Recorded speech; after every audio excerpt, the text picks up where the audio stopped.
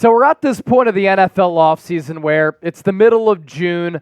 Mandatory minicamp was a couple of weeks ago. OTA's rookie minicamp before that. The next time that the Philadelphia Eagles will meet as a team is at the end of July for the start of training camp. And then obviously things start to get in motion as we look ahead to the 2024 NFL season. So coming up on today's Philadelphia Eagles now, I want to do a Quinyon Mitchell report card. A look at how the Eagles' first-round pick has fared so far this offseason in the eyes of myself, as well as ESPN Eagles reporter Tim McManus. So that's what's coming up on the docket here. I also always like to compete with myself because I do believe that competition breeds excellence. Competition brings the best out of everybody. I'm not saying that to be cliche, but when I look at the channel analytics, I'm always trying to improve, right? So the most likes on a video last week came on our June 12th show. We had 453 likes on that video. On today's show, can we beat that number?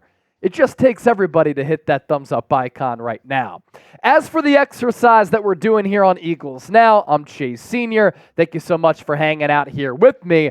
A rookie report card. All teams have held their mandatory minicamps the last couple of weeks here, and the next time that all of these teams will meet together as a team in training camp, as I mentioned. So what ESPN did was they had all of their NFL reporters who cover all 32 teams across the NFL submit early observations, early notes, early takeaways, and this included report cards for all 32 first-round picks from the 2024 NFL Draft.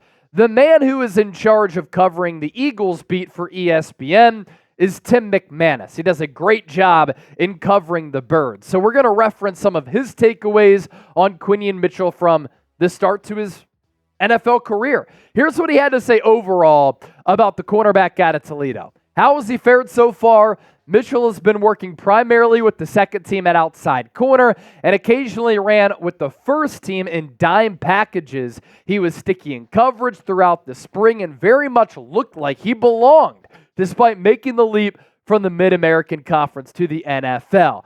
I get it. It's rookie minicamp, OTAs, mandatory minicamp, but a lot of you had this same big question once the Eagles drafted Mitchell.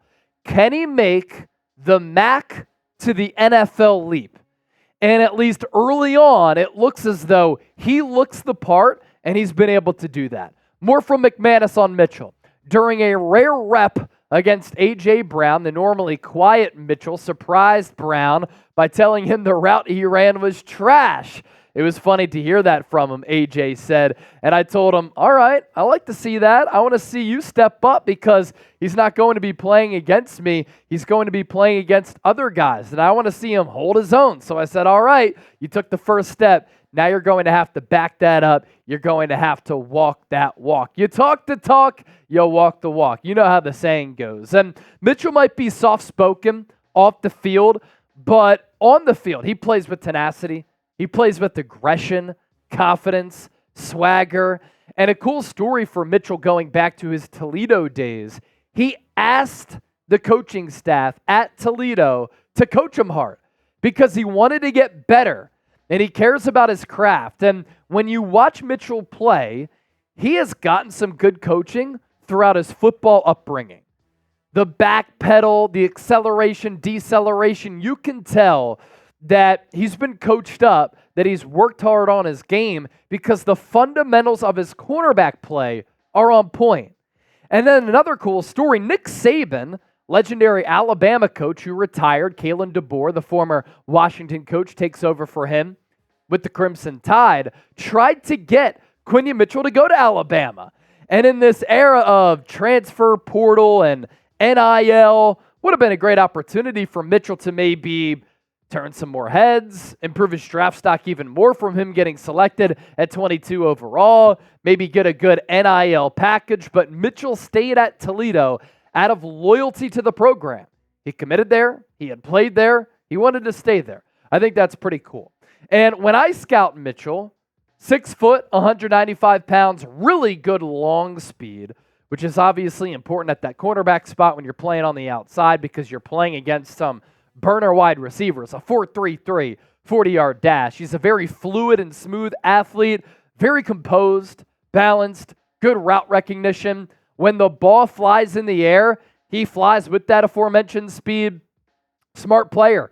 No penalties in 2023.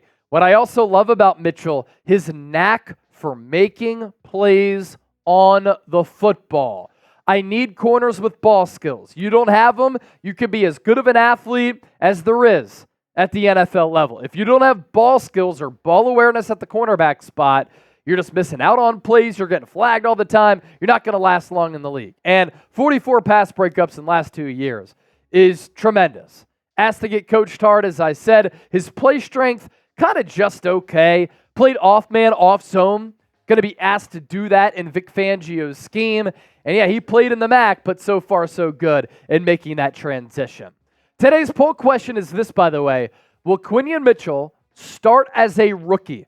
Type S for start or B for backup. More from Tim McManus, and this came after the Eagles drafted Quinyon Mitchell. So this is what McManus said at the end of April, post-draft.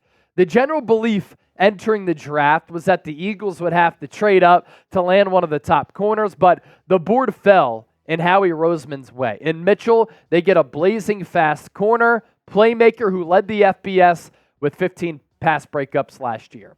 And that was my main takeaway at the time that the Eagles drafted Quinyon Mitchell. Like in my perfect draft plan, I had the Eagles trading up for Mitchell. I thought corner was the biggest need, and I thought that he was the number one corner in this draft class. I didn't think there was any way he was going to fall to 22. So the Eagles stand pat. Quinyon Mitchell falls into their lap at 22nd overall. I love the value and the player there.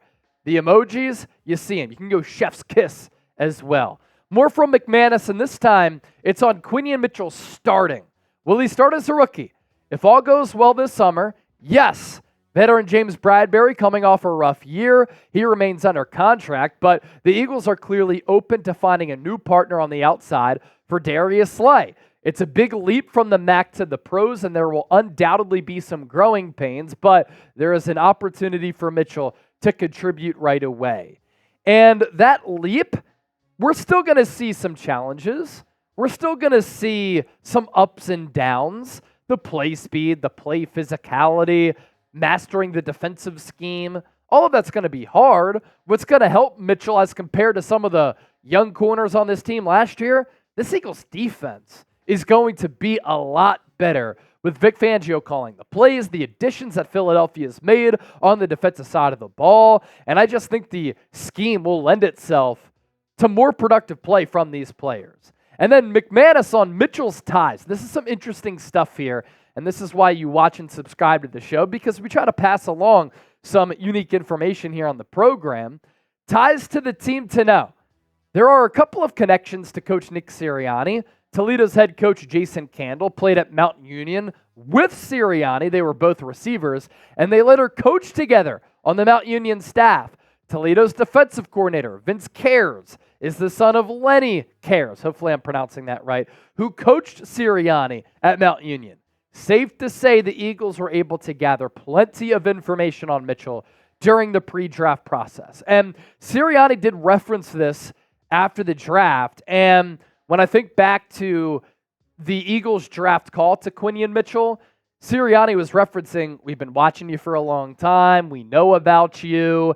And I imagine that at least helped a little bit in the Eagles' due diligence and their scouting of the prospect here, because Sirianni had familiarity with the coaching staff at Toledo because they wanted to understand and they wanted to know what type of player they were bringing into South Philadelphia, because it's a difficult place to play. It's a great place to play, but a difficult one, no doubt. If you enjoyed today's show and you made it to the end of this video, you're a real one. Also, make sure you hit that sub button, because that means that you're also a real one. Thanks for watching, and we'll catch you later here on Eagles Now.